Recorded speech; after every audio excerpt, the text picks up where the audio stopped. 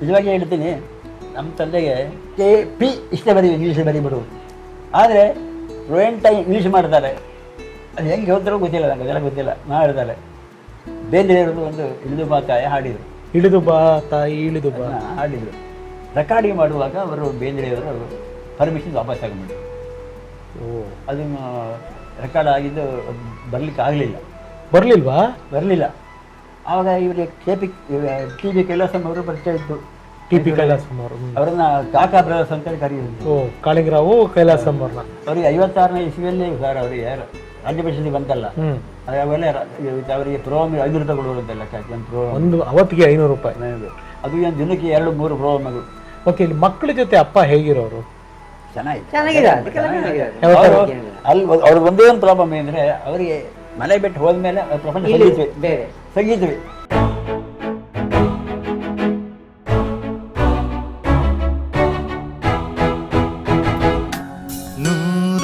ನೂರೊಂದು ನೆನಪು.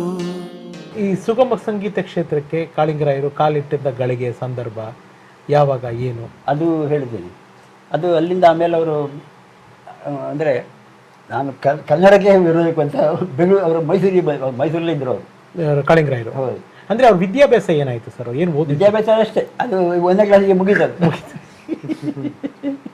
ಅದೇ ಅಲ್ಲಿ ಅವ್ರು ತೋರಿಸಿದ್ರು, ಅಲ್ಲಿ ಹೈಸ್ಕೂಲು ಇದೆಲ್ಲ ಸ್ಕೂಲ್ ಮೇಸ್ಟ್ರು ಇದ್ರಲ್ಲ, ಪ್ರಿನ್ಸಿಪಾಲ್ ಅವರು.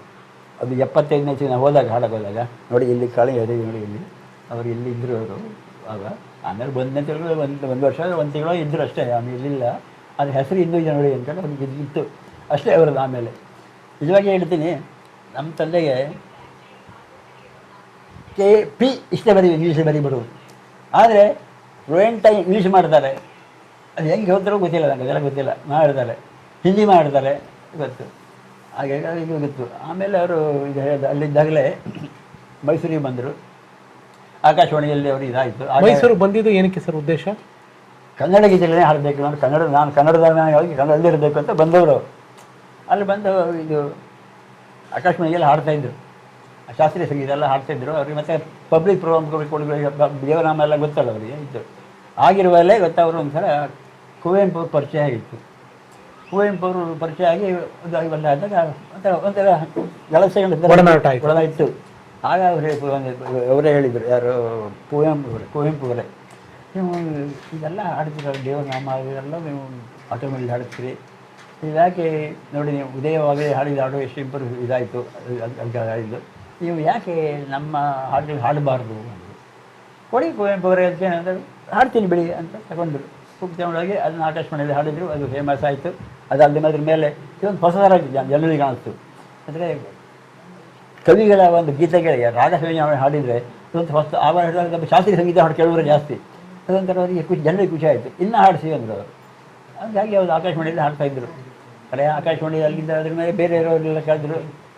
ಆಮೇಲೆ ಬೇಂದ್ರೆಯವರು ಒಂದು ಇಳಿದು ಬಾ ತಾಯಿ ಹಾಡಿದರು. ಇಳಿದು ಬಾ ತಾಯಿ ಇಳಿದು ಬಾ ಹಾಡಿದರು. ರೆಕಾರ್ಡಿಂಗ್ ಮಾಡುವಾಗ ಅವರು ಬೇಂದ್ರೆಯವರು ಪರ್ಮಿಷನ್ ವಾಪಸ್ ತಗೊಂಡ್ಬಿಟ್ರು. ಅದನ್ನು ರೆಕಾರ್ಡ್ ಆಗಿದ್ದು ಬರಲಿಕ್ಕೆ ಆಗಲಿಲ್ಲ. ಬರಲಿಲ್ಲ.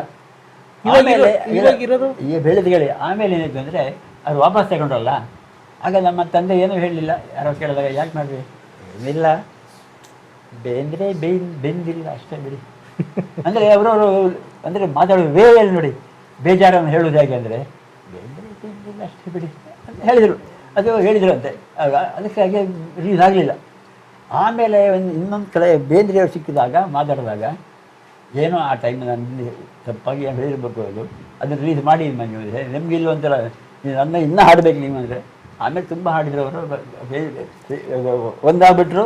ಆಮೇಲೆ ಅದು ಇಳಿದು ಪಾತೆ ಫೇಮಸ್ ಆಗೋಯ್ತು, ಬೇರೆ ವಿಚಾರ ಅದು ಬೇರೆ. ಆದರೆ ಅಷ್ಟು ಗಳಿಸಿದ್ರು. ಆದರೂ ನೋಡಿ ಒಬ್ಬರು ಈ ಸಂಗೀತಗಾರರಾಗಲಿ ಅವರಾಗಲಿ ಅವರ ಸಂಸ್ಕಾರ ನೋಡಿ ಹೇಳುವಾಗ ಅಂದರೆ ವಿಧಾನ ಅಂದರೆ ಕೆಟ್ಟ ಮಾತು ಬೈಯುವುದು ಇದು ಈ ಕಾಲದಲ್ಲಿ ಇದೆಯಲ್ಲೇ ಅವರು ಹಾಗೆಲ್ಲ ಹೇಳಲಿಲ್ಲ. ಸ್ವಲ್ಪ ಬೇಯಬೇಕು ಅಷ್ಟೇ ಇಷ್ಟೇ ಮುಗಿದ್ರಲ್ಲಿ ಎಲ್ಲ ಅರ್ಥವಾಗ್ಬಿಡುತ್ತೆ, ಅರ್ಥ ಆಗಬೇಕು. ಆಮೇಲೆ ಅವ್ರಿಗೆ ದೋಸ್ತಿ ಆಗಿಬಿಟ್ರು ಅವರು ಹಾಗೆ. ಎಸ್ ಆಯಿತಾ, ಆಗಲಿಕ್ಕೆ ಹಾಡ್ತಾಯಿದ್ರು. ಆಮೇಲೆ ಶುರು ಮಾಡಿದರು. ಅದು ಒಂದು ಕ್ಲಿಕ್ ಆಗೋಯ್ತು. ಅದಕ್ಕೆ ಮ ರಾಮಮೂರ್ತಿಯವರು ಕಾರಣ. ಅವರು ಹೇಳ್ತಿದ್ರು, ಹಾಡಬೇಕು ನೀವು ಅಂತ.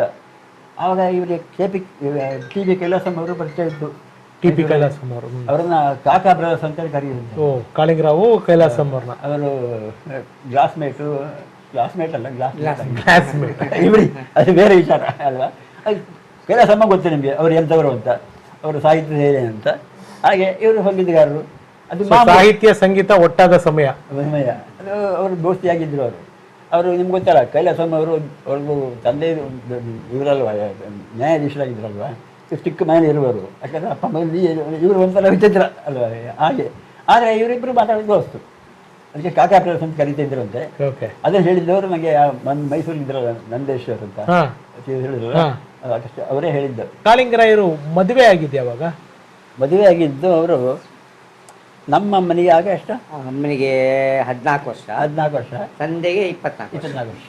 ಅಮ್ಮ ಇದೇ ಊರಿನವರು, ಇಲ್ಲಿಯವರೇನೆ? ಇಲ್ಲ. ಓಕೆ. ಹೇಗೆ ಅಮ್ಮ ಅಪ್ಪನ ಸಂಪರ್ಕ ಆಗಿದ್ದು? ಅಲ್ಲ, ಸಂಪರ್ಕ ಆಗಿದ್ದು ಹೇಗೆ?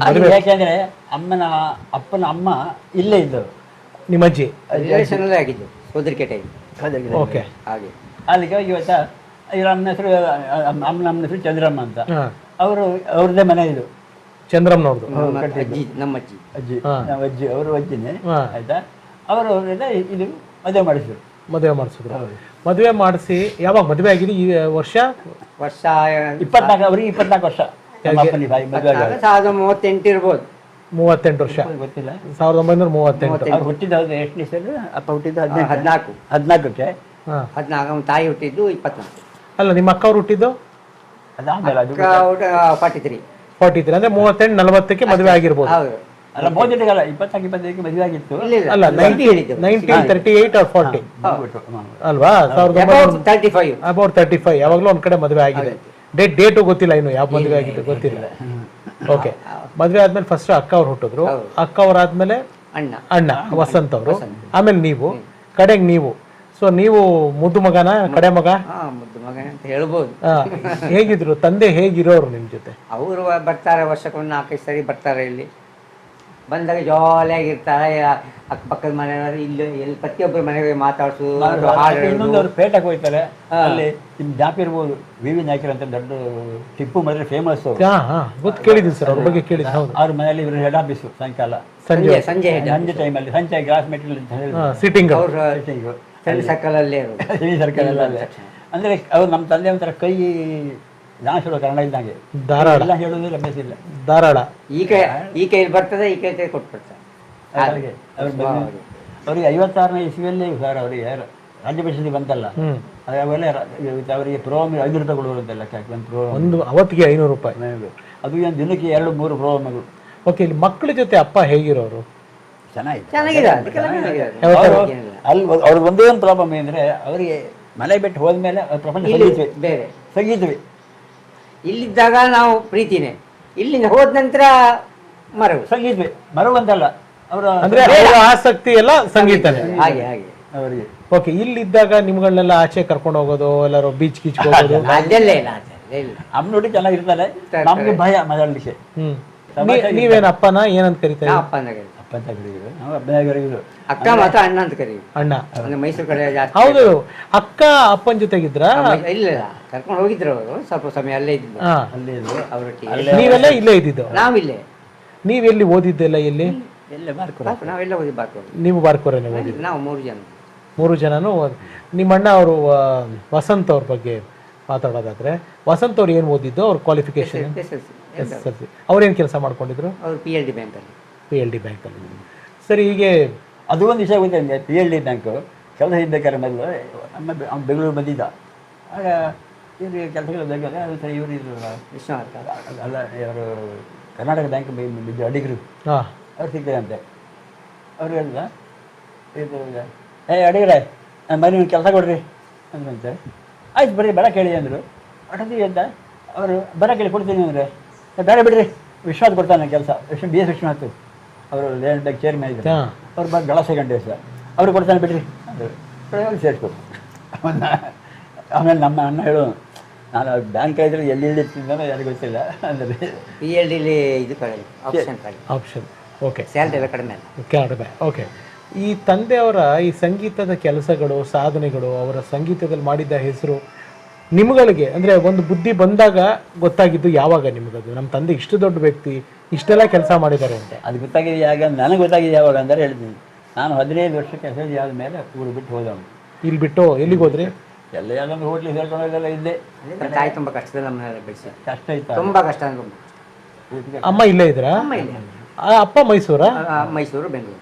ಅಲ್ಲಿ ಯಾರು ಅಪ್ಪ ಅಂದ್ರೆ ಒಬ್ಬರೇ ಕೋಸಿಂಗಾರ ಹಾಕಿದ್ರು ಸೋಹನ್ ಮೋಹನ್ ಮೋಹನ್ ಕುಂಬರಿ ಅಂತಿದ್ರಲ್ಲ, ಅವರು ಯೋಜನೆ ಹಾಡ್ತಾ ಇದ್ರು. ಅಂದರೆ ಅವರು ಆ್ಯಕ್ಚುಲಿ ಅಲ್ಲಿ ಅವ್ರು ಪರಿಚಯ ಆಗಿದ್ದ ಅಲ್ಲಿ ಮೆಡ್ರಾಸಲ್ಲಿ. ಅಲ್ಲಿ ನೋಡಿದಾಗ ಅವರು ಹಾಡು ನೋಡ್ಕೊಂಡು ಹಾಡು ಸಾಡಿಸಿದ್ರು, ಜೊತೆಲೇ ಇದ್ದರು. ಅವರಿಬ್ಬರಿಗೆ ಒಬ್ಬರು ಅಕ್ಕ ಇದ್ದರು, ಮೂಗಿ ಹೇಗಿತ್ತು. ಅವರು ಗಂಡ ಇದ್ರು ಮಿಲಿಟ್ರಿಯಲ್ಲಿ, ಅವ್ರಿಗೆ ಅಕ್ಕ. ಅವರು ಗಂಡ ಮಿಲಿಟ್ರಿ ತೀರೋದ ಮೇಲೆ ಸಣ್ಣ ಮಗನ ಕರ್ಕೊಂಡು ಬಂದು ಇವ್ರೊಟ್ಟಿಗೆ ಸೇರ್ಕೊಂಡು ಇವ್ರು ಮಲ್ಲಿದ್ರು. ಅವರು ಅಡುಗೆ ಮಾಡ್ತಾ ಇದ್ರು. ಅವನೇ ಪ್ರದೀಪ ಹುಡುಗ, ಕಾಲಿಂಗೇರಿ ಮಗ ಅಂತ ಮಗಂತ ಇವರು ಯಾರು ಫೋನ್ ಪ್ರಚಾರ ಮಾಡಿದ್ದು. ಓ, ಅವ್ರು ಯಾರು ಮಿಲಿಟರಿ ಅವ್ರ ಮಗ ಅವರು? ವಿಕ್ರಾಂತ್ ಟೈರ್ ವರ್ಕ್ ಮಾಡ್ತಾ ಇದ್ದ ಅವನು, ಪ್ರದೀಪ ಅಂತ. ಅಲ್ಲ, ಇವಾಗ ಒಂದಂದ್ರೆ ಇವತ್ತು ನೀವು ಸಿಕ್ಕಿದ್ದೀರಾ, ಇದು ನನ್ನ ಅನ್ಯತಾ ಭಾವಿಸ್ಬೇಡಿ. ನಾನು ನೇರವಾಗಿರೋ ಪ್ರಶ್ನೆ ಕೇಳ್ತೀನಿ, ದಯವಿಟ್ಟು ತಪ್ಪು ತಿಳಿಬೇಡಿ. ಯಾಕೆಂತಂದ್ರೆ ಜನಗಳಿಗೆ ಒಂದು ತಪ್ಪು ಮಾಹಿತಿ ಯಾವತ್ತೂ ಇರಬಾರ್ದು. ಒಂದು ದಾಖಲೆ ಇತಿಹಾಸದಲ್ಲಿ ನಾವು ಇದನ್ನ ಸೃಷ್ಟಿ ಮಾಡ್ತಿರ್ಬೇಕಾದ್ರೆ ಆ ಮಾಹಿತಿ ಪ್ರಾಪರ್ ಆಗಿರ್ಬೇಕು. ಈಗ ಕಾಳಿಂಗರಾಯರಿಗೆ ಇವಾಗ ಒಂದು ನೀವು ಕ್ಲಿಯರ್ ಮಾಡಿದ್ರಿ, ಯಾರು ಪ್ರದೀಪ್ ಅನ್ನೋರು ಯಾರು ಮಿಲಿಟರಿ ಅವ್ರ ಮಗ, ಅವರು ಕಾಳಿಂಗರಾಯ ಸೋಹನ್ ಮೋಹನ್ ಇದೆಲ್ಲ ಸೋಹನ್ ಮೋಹನ್ ಅವ್ರ ಅಕ್ಕನ ಮಗ. ಸೊ ಅವ್ರಿಗೆ ನಿಮ್ಮ ಕುಟುಂಬಕ್ಕೆ ಸಂಬಂಧ ಇಲ್ಲ, ಬಯಾಲಜಿಕಲಿ ಸಂಬಂಧ ಇಲ್ಲ ಅನ್ನೋದು ಕ್ಲಿಯರ್ ಆಯ್ತು. ಇವಾಗ ಕೆಲವರು ಹೇಳ್ತಾರೆ ಕಾಳಿಂಗರಾಯರಿಗೆ 2ನೇ ಮದುವೆ ಆಗಿತ್ತು, 2ನೇ ಸಂಸಾರ ಆಯ್ತು ಅಂತ. ಅದು ನಿಜಾನಾ? 2 ಹೆಂಡತಿ ಅಲ್ವಾ, ಅವ್ರಿಗೆ ಮಕ್ಕಳೇ ಇಲ್ಲ ಅಂತ ಯಾರು ಹೇಳಿದ್ದೀನಿ? 2ನೇದು ಯಾರು ಸರಿ ಹಾಡ್ತಾರಲ್ಲ ಅವರು ಮಕ್ಕಳೆಲ್ಲ. ನಾ ಹೇಳ್ತೀನಿ ಕೇಳಿ, ಕಾಳಿಂಗರ ನನ್ನ ಅಜ್ಜ ಆಯ್ತಾ, ಅವ್ರ ಮಕ್ಕಳೆಲ್ಲ ಅವ್ರು ಸಿಂಗರ್ಸ್ ಕರೆಕ್ಟು ಇಲ್ಲ ಅಂತಿಲ್ಲ. ಅವ್ರಿಗೆ 4 ಜನ ಮಕ್ಕಳಿದ್ದಾರೆ. ನನಗೆ ಗೊತ್ತಿಲ್ವಾ? ನಮ್ಮದು ನಾಟಕಕ್ಕೆ ಬಂದಿಲ್ಲ.